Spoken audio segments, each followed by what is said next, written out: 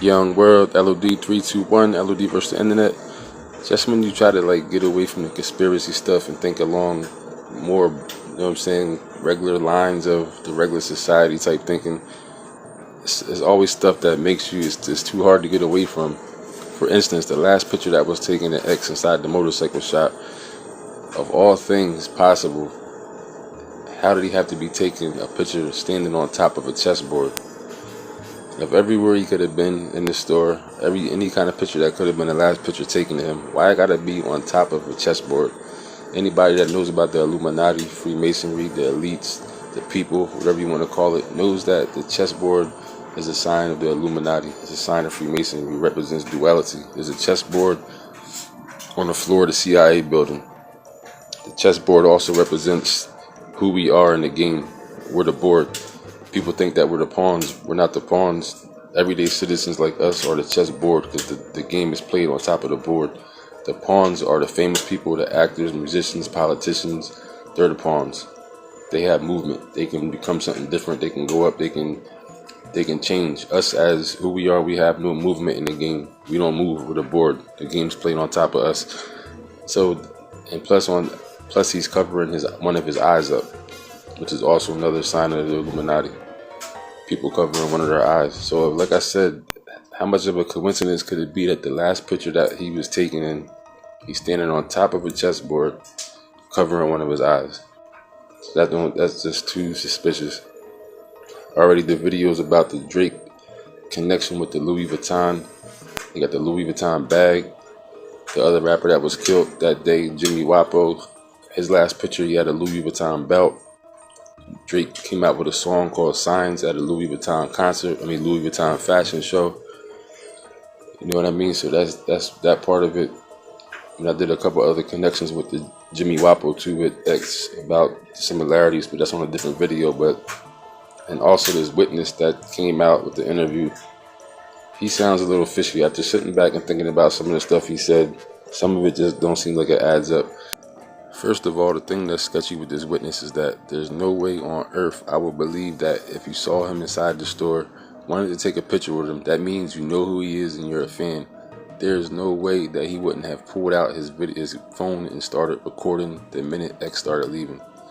Maybe he wouldn't have started recording in front of him, but the minute X started leaving the store, he would have pulled out his phone and started recording the whole thing from the minute he left. There's no way he wouldn't have. That's what people do. Just like when he was dead out there, somebody came out with a phone. There's no way this dude wouldn't have pulled out his phone and started recording X leaving the building. There's no way.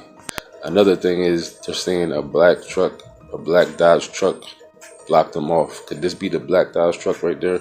That police truck? Because what I'm starting to think is that he wasn't actually shot. He might have been shot with like a heart attack gun. A lot of the times the Illuminati hits, they use heart attack guns. It's a gun that shoots out poison that will give you a heart attack and it's untraceable.